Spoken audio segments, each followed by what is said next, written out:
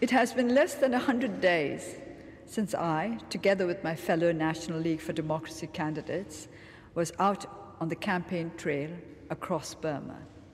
Our by-elections were held on April the 1st, and I'm conscious that there was a certain skepticism that this would be another elaborate April Fool's joke. In fact, it turned out to be an April of new hope.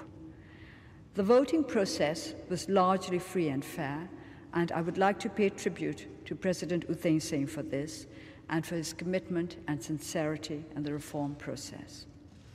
As I have long said, it is through dialogue and through cooperation that political differences can best be resolved, and my own commitment to this path remains as strong as ever. Elections in Burma are very different to those in many more established democracies such as yours. Apathy, especially among the young, is certainly not an issue. For me, the most encouraging and rewarding aspect of our own elections was the participation in such vast numbers and with such enthusiasm of our young people. Often, our biggest challenge was restraining the crowds of university students, school children, and flag-waving toddlers who greeted us on the campaign, blocking the roads throughout the length of towns. The day before the elections, on my way to my constituency, I passed a hillock which had been occupied by a group of children, the oldest about 10 or 11, their leader standing at the summit holding the NLD flag. The passion of the electorate was a passion born of hunger for something long denied.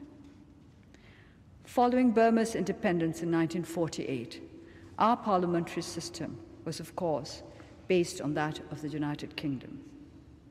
The era became known in Burmese as the parliamentary era, a name which, by the mere necessity of its application, speaks of the unfortunate changes which followed. Our parliamentary era, which lasted more or less until 1962, could not be said to have been perfect, but it is certainly the most progressive and promising period until now in the short history of independent Burma. It was at this time that Burma was considered the nation most likely to succeed in Southeast Asia. Things did not, however, go entirely to plan. They often don't in Burma and indeed in the rest of the world. Now, once again, we have an opportunity to re-establish true democracy in Burma. It is an opportunity for which we have waited many decades. If we do not use this opportunity, if we do not get things right this time around, it may be several decades more before a similar opportunity arises again. And so it is for this reason that I would ask Britain, as one of the oldest parliamentary democracies, to consider what it can do to help build the sound institutions needed to support our nascent parliamentary democracy. The reforms taking place, led by President U Thein Sein, are to be welcomed. But this cannot be a personality-based process. Without strong institutions, this process will not be sustainable. Our legislature has much to learn about the democratization process, and I hope that Britain and other democracies can help by sharing your own experiences with us. Thus far, I have only spent a matter of minutes inside the Burmese parliament when I took the oath as a new MP last month. I must say that I found the atmosphere rather formal. Men are required to wear formal headgear.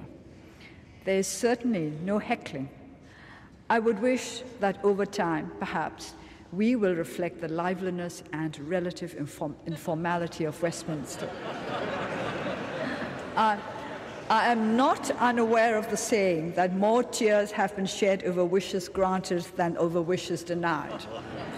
Nevertheless, it is when Burma has its own satisfactory equivalent of Prime Minister's questions that we will be able to say that parliamentary democracy has truly come of age. I would also like to emphasize the importance of establishing requisite parliamentary control over the budget. In all this, what is most important is to empower the people, the essential ingredient of democracy. Britain is living proof that a constitution does not need to be written down in order to be effective. It is more important that a constitution should be accepted by the people, that the people should feel it belongs to them, that it is not an external document imposed on them. One of the clearly stated aims of my party, the National League for Democracy, is constitutional reform. Britain's original constitution was drawn up following the meeting between my father, Aung and Clement Attlee here in London in 1947.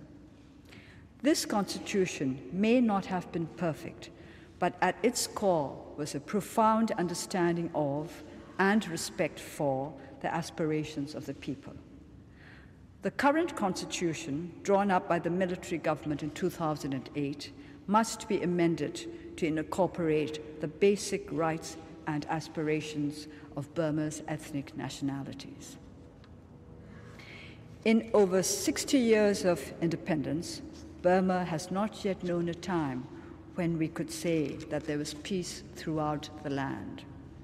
At this very moment, hostilities continue between Kachin forces and the state armed forces in the north. In the west, communal strife has led to the loss of innocent lives and the displacements of tens of thousands of hapless citizens. Since this speech was drafted, I've also heard that hostilities have resumed in the east of the country between Shan troops and the troops of the government. We need to address the problems that lie at the root of conflict. We need to develop a culture of political settlement through negotiation and to promote the rule of law, that all who live in Burma may enjoy the benefits of both freedom and security. In the immediate term, we also need humanitarian support for the many peoples in the north and west, in the west, largely women and children, who have been forced to flee their homes. As the long history of the United Kingdom shows clearly, people never lose their need to preserve their national or ethnic identity. This is something which goes beyond, which supersedes economic development. And that is why I hope that in working for Burma's national reconciliation, the international community will recognize that it is political dialogue and political settlement which must be given precedence over short-term economic development. If differences remain unresolved, if basic aspirations remain unfulfilled, there cannot be an adequate foundation for sustainable development of any kind, economic, social, or political. Britain has for so long, under successive governments, including the present Conservative Liberal Democratic coalition and the previous Labour government, been a staunch and unshakable supporter of aid efforts in Burma. I hope you can continue to help our country through targeted and coordinated development assistance. Britain has been until now the largest bilateral donor to Burma. It is in education in particular that I hope that the British can play a major role.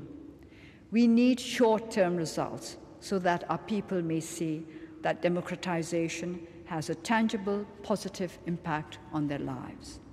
Vocational training and creation of employment opportunities to help address Burma's chronic youth unemployment are particularly important, which at present is too narrow and rigid.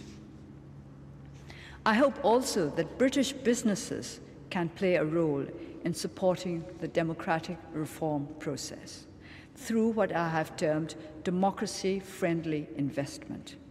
By this, I mean investment that prioritizes transparency, accountability, workers' rights, and environmental sustainability.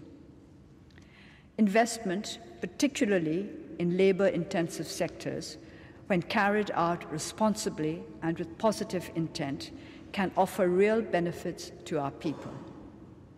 One test will be